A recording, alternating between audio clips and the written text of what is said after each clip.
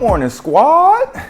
Welcome back to Mad Mizzy Sports Morning Show. And of course, it has to be Friday if I'm Niner geared out and geared up, ready for this upcoming Sunday. But for this Friday episode, we have a marvelous lineup. I'm going to break down Thursday night football matchup of the Chiefs versus Chargers and that performance by Justin Herbert and Patrick Mahomes. Finally, Terrence Bud Crawford and Errol Spence Jr. have come to agreements on material terms to fight in November. Y'all know I got to touch on that. We got the Suns minority owner, John, I forgot his name, but he's asking now for Robert Sarver, the majority owner, to resign as owner for the Suns. There's no place for racism, sexism, and misogyny in any workplace, period. People shouldn't have to deal with people that have just arrogant thoughts of themselves or ignorant thoughts of others. And lastly, of course, y'all know I got to break down Michigan versus UConn and 49ers versus Seahawks. Let's dive right into this thing, you dig? So, first off, y'all know I got to start in Kansas City, in Arrowhead, with the Chiefs versus Chargers game. And what did I take from it? For me, it wasn't the game that I expected. Y'all know I came in, I thought the Chiefs were going to come out and they were going to kind of resemble what they produced the first week, but they didn't. That defense from the Chargers, this is what I took from it. That defense from the Chargers might be for real. Because you think about, I feel as though Las Vegas Raiders are probably still going to be a pretty good offensive team, probably a top 10 offensive team in the NFL. They got 3 turnovers from Derek Carr. You think about Kansas City Chiefs. They put up 44 points, the only team to score more than 40 points last week. And they held them to 24. One of those touchdowns was a defensive touchdown, so they actually held them to 17. That defense that everybody was hyping up, Asante Samuel, Derwin James, they got J.C. Jackson, Khalil Mack, Joey Bosa. Oh my goodness, that defense is for real. But that offense has to get more consistent. I'm watching this game and they sputter way too much throughout the game. I don't know why they do that. Why are you 5 for 16 on third downs but 4 for 4 on fourth downs? Why are y'all not getting these conversions that I'm looking at? A lot of these third downs, they are manageable third downs. They should be at least like 10 for 16. You get what I'm saying? Like not 5 for 16, especially when you held the Chiefs, the Kansas City Chiefs, they were 4 for 12 on third downs. The Chargers were a little bit worse, but I'm looking at that game like their offense sputters too much. They had opportunity after opportunity to put even more pressure on the Kansas City Chiefs, and they just didn't do it. And then you think about that interception at the end of the game. That just was the nail in the coffin, honestly, because then after that, Justin Herbert starts taking some bigger hits. He starts getting hurt out there, making bad decisions. He he definitely redeemed himself that last drive, but that was almost like, they're down 2 scores. It's 3 minutes left. Even if they score, they got to get an onside kick just to have an opportunity again. The man looked like he was in a lot of pain. I tipped my cap to him to tough it out, but he was definitely in some agonizing pain, and you could tell it affected his play down the stretch. So for me, I don't know what's going to go on offensively. They lost 2 offensive linemen last night.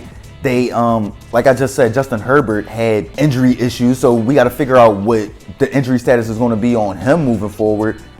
Listen, that was a big game, and they lost more than just that game, if you ask me. So, listen, I'm glad to be at 1-1, but I felt like the Chargers had opportunity after opportunity to come away 2-0 in Arrowhead in the division, which would have been major for them. But to move on, man, finally, and I'm gonna ask this question, but I'm gonna say finally, Terrence Bud Crawford and Errol Spence Jr. have agreed to material terms to a fight in November. The first thing I gotta ask is, what is agreed to material terms, bro? Like, it's only these 2 divas where you hear stuff like this. Yeah, they agreed to material terms. Ain't nobody signed a contract yet. Like, come on, bro. Is y'all some fighters or y'all lawyers? Y'all CEOs trying to get inside the ring. Like, come on, bro. Like, this is ridiculous, man. For real. If they back out of this, John, I might be done with both of them. Even though I really don't think it's Bud. I think it's Spence making it extremely hard. Like, he keeps just lowballing Bud and making excuses. But at the end of the day, y'all got to make this fight. Y'all got to give the fight fans what they want. Y'all looking around. The main reason they making this fight, in my opinion, is because Spence has ran out of excuses, and you see everybody else looking to fight each other. You see Ryan Garcia, you see King Ryan and Tank Davis going back and forth on Twitter. They looking like they ready to rumble. Spence and Bud Spence don't respond. But Tank and King Ryan, they go back and forth. Usyk just called out Wilder. You get what I'm saying? Anthony Joshua just made a fight with Tyson Fury. We about to see Canelo versus Triple G for the third time this Saturday. Like, come on, Bud. Come on, Spence. Y'all tripping, bro. Agreed to material terms. That sound like some real Wives of Atlanta stuff. Like, what are y'all talking about? Y'all agreed to material terms. Get in the ring and fight, man. Spence is so scared, bro. Like, that's all it is. Like, what is his excuse now? You went to fight Ugas instead of Bud. You could have ran inside the ring. He snuck outside the arena after Bud knocked out Porter.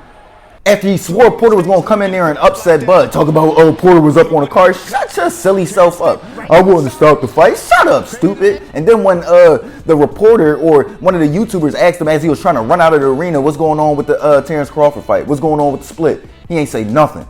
He has no more excuses. That's the only reason they making the fight. So now it's just he trying to make it hard on the money side. You get what I'm saying? Because he doesn't have any more excuses. Terrence Crawford's not even with Top Rank anymore. He has a belt. You want to unify that same division that he holds a belt in. Make the fight, Spence. Scary Spence. Chicken Spence. Scary self, bruh. I can't believe fans really be defending dude like when he clearly has way different energy towards fighters that he knows or he has very high confidence about beating, and the way he acts towards Terrence Crawford. Period. The dude acts totally different. And I don't like that. I don't like when people walk around with their chest out towards people that... You got your chest out towards 40-year-old Manny Pacquiao and Ugas, who just popped on the scene last night. But when it comes to Terrence Crawford, you got every excuse in the book to make the fight. You gave Ugas 50-50 split. I'm not even going to keep going there. You feel what I'm saying? Let's move on. So now we have the Suns minority owner, Jahm Nejati, I believe his name is, or I believe that's how you pronounce his name, asking for Robert Sarver, the majority owner, to now resign from his ownership position. This is getting to the point where they have to do something. Y'all can't continually to say we can't take the team away from Robert Sarver. No, you can't, but you can keep him away from this team. You can say he can't be around his team. No, you can't actually force it away from him and force him to sell it, but you can force him to not be around his team. You get what I'm saying? And with the minority owner saying that, you think about the Suns, that's a predominantly black team. You think about the Mercury, they're a predominantly black team. Something has to happen, man. People aren't speaking out just because it's something to speak out on. No, people are tired of dealing with this stuff. He shouldn't be able to come back in a year and have the same access that he had as he was being misogynistic, racist, and sexist. He's just shouldn't. That's common sense. That's like putting Ted Bundy back on a college campus after what he did. Like, what we doing? What we doing? Just because y'all like him? Because some people have something positive to say about him. That's what David Stern really said. Or Adam Silver really said. Oh, well, we had positive. Everybody on the face of the earth got positive stories about you, but if you kill people, those positive stories is out the window. If you're racist, misogynistic, or sexist, those positive stories are out the window. Of course, people know how to put a mask on, so they're not like, oh, he's just this monster. I want to move off of that as well. Y'all get me worked up, man. Early on a Friday. I'm trying to have a positive, good, fun weekend. You dig what I'm saying? Peace in Paradise, PNB Rock. Public Memorial is today, and I will be attending it. But moving on, y'all know I got to end off episode 14, Friday edition, Mad Mizzy Sports Morning Show with my predictions for my two favorite my two favorite football teams. That's the Michigan football Wolverines and the San Francisco 49ers. So let's start off with Michigan versus UConn in the big house. UConn is 1-2 so far. We've, like I said, finally announced and confirmed that J.J. McCarthy will be the starter moving forward for my Michigan Wolverines. I see them winning big, 49-7 in the big house. Easy, John. Our schedule is pretty weak until we get into that Big Ten meat of the conference. You get what I'm saying? So not too worried about that game. Moving on, Niners versus Seahawks in Santa Clara. Expected rain on Sunday. Oh my goodness. But I see this game kind of going almost like the Chargers-Chiefs game last night where we're going to go up double digits late in the fourth quarter, but the Seahawks and Geno Smith ain't going to come down and get a score to make it a more respectable game. I do see us winning 24-14, double-digit win. A lot of people looking at us getting 8.5 and, oh, that's a lot. I feel like the Seahawks are going to be coming down off of such a high win. Like I said, Geno Smith wanted to say anything is possible. He thought he won a Super Bowl beating Russell Wilson at home with 2 turnovers in the 5-yard line. You get what I'm saying? So I see my team playing a lot smarter, a lot cleaner, and taking advantage of the opportunities that are going to be presented to them, which the Seahawks will give them. So, yeah, I got my Niners 24-14, and I just don't think Geno Smith is, like, as good as he played, he still only had 190-something yards. He still tailed off at the end, and the Broncos should have still won that game. You think about even the last drive, it's just like, bro, how you let 30 seconds run off the clock before you call a timeout and then decide to kick a 64-yard field goal with Russell Wilson? Just stupidity. My Niners aren't going to fall into that stupidity. We're not going to fall into the turnover game that we fell into last week, nor are we going to fall into the penalty game that we fell into last week. So, yeah, I got my Niners 24-14.